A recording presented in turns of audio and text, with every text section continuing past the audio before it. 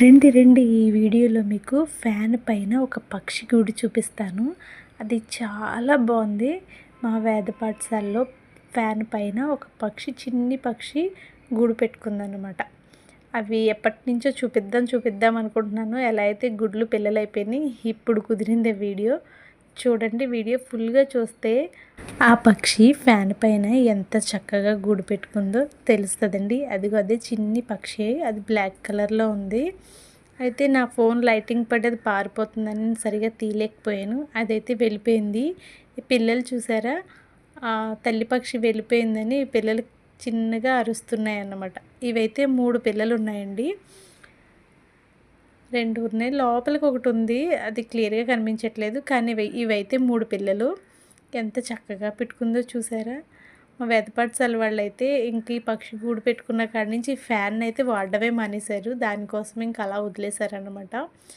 వేద పాఠశాల కోసం ఫుల్ వీడియో అయితే నేను నెక్స్ట్ వీడియోలో చేస్తాను. ఇప్పుడైతే ఈ పక్షి గూడుని చక్కగా చూసేద్దాం. చూసారండి, చక్కగా పడుకున్నాయి అవి. వాళ్ళు తల్లి పక్షి వస్తే చాలు లేచి చిన్నగా సౌండ్ చేస్తాయి. రోజు వెళ్తాం కదా, చూస్తున్నాము.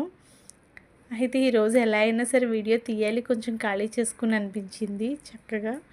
ఈ వీడియో లాస్ట్లో వీటి పేరెంట్స్ అంటే మేల్ బర్డ్, ఫీమేల్ బర్డ్ కూడా కనిపిస్తాయి. కిటికీలోంచి వచ్చి కిటికీలోంచి వెళ్ళిపోతుంటాయి అన్నమాట.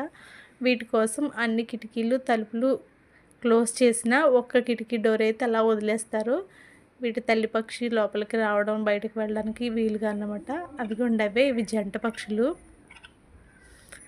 తలపైన టోపీలా ఉన్నదేమో మేలు, ఆ పక్కనే లెఫ్ట్ సైడ్లో ఉన్నది ఫిమేల్, రైట్ సైడ్ ఉన్నదేమో మేల్ అన్నమాట. ఈ రెండేనండి. నేను వాటి పిల్లల్ని వీడియోస్ తీసేస్తున్నానని, ఏం చేసేస్తున్నానా అని అప్పటి నుంచి అలా చూస్తూనే ఉన్నాయి. ఈ కిటికీలోంచి వెళ్తాయి వస్తాయి అన్నమాట.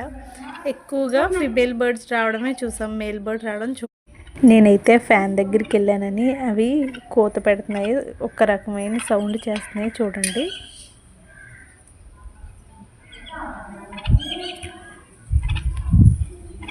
వింటున్నారా ఆ సౌండ్? ఆ పైన ఉన్న పక్షులు ఇవి ఒకటేనండి.